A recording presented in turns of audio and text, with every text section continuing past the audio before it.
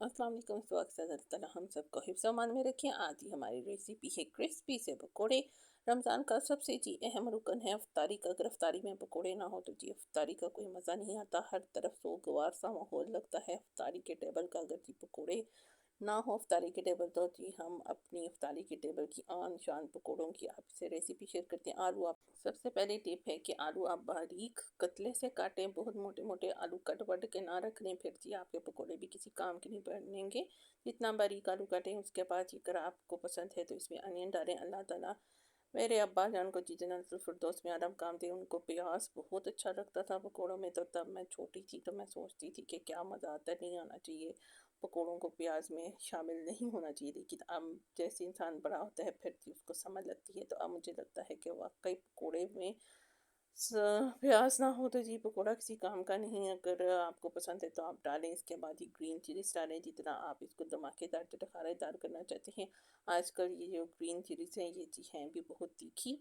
इसके बाद ये आप इनको पानी में ऐसे डाल के फ्रिज में भी रख सकते हैं, ताकि आप अगर टाइम सेव करना चाहते हैं, अगर आपके बच्चे छोटे हैं तो धीरे धीरे हद लगी रहती है पीछे, तो फिर आप टाइम सेव कर लें। आप सुबह सुबह काट के पानी में डाल के फ्रिज में रख देंगे फिर भी आपके क्रिस्पी रहेंगे। अदरवाइज़ आप इसको अच्छे से पानी में निचोड़ें और तमाम मसाला जात हम शामिल कर रहे हैं। रेड चिली पाउडर, बारीक सुरख मिर्च, ज़ीरा, अजवाइन, दरा मिर्च, और इसके अलावा हम इसमें शामिल करने जा रहे हैं सूखा धनिया पाउडर। के बगैर जी पकौड़े किसी काम के नहीं होते, इसलिए जी सूखा धनिया रच के डालें।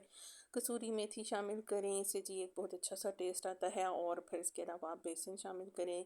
हमारी जो रेशो है वो मैं 3 चम्मच बेसन डालती हूँ और 2-3 चम्मच इसके अंदर मैदा डाल लेती हूँ। यानी कि 3 चम्मच वो होता है तो 2 चम्मच मैदा, इससे भी जी आपके पकोड़े क्रिस्पी बनेंगे। इस तरह आप ड्राई बैटर के साथ इसको मिक्स करके रख लें। हमने पानी अच्छे से ड्रेन कर लिया था और नमक शामिल ना करें अगर आप इसको जल्दी सेव करना चाहते हैं। इस तरह से आपके 2 से 3 दिन भी आराम से निकल जाएंगे अगर आप नमक नहीं डालेंगे।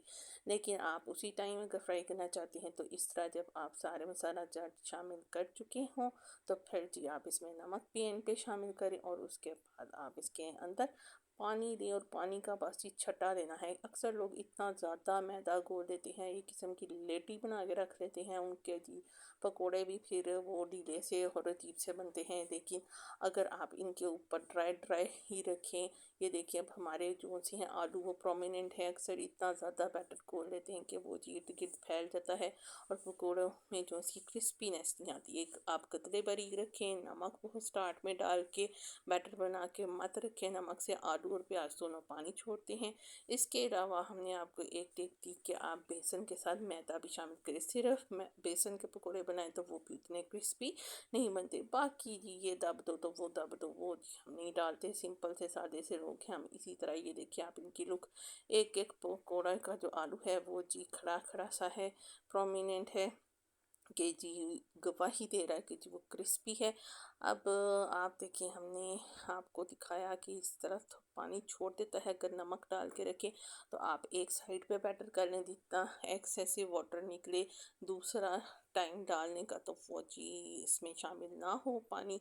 और ये देखिए जी अब आप इसकी लुक दे सकते हैं। अगर ये पकोड़े ठंडे भी हो जाए तो फिर भी जी ये क्रिस्पी रहते हैं। असल बात ये होती है जी पकोड़ा खस्ता होना चाहिए। अगर रमज़ान है तो अफ्तारी में सर्व करने तक अक्सर ठंडे हो जाते हैं और अगर वो ढीले भी हों तो जी मज़ा ख़राब हो जाता है। इस तरह देखें जी ये माशाल्लाह बहुत ही क्रंची बने थे। अगर आपको हमारी रेसिपी अच्छी लगी हो तो like it, share it, stay tuned.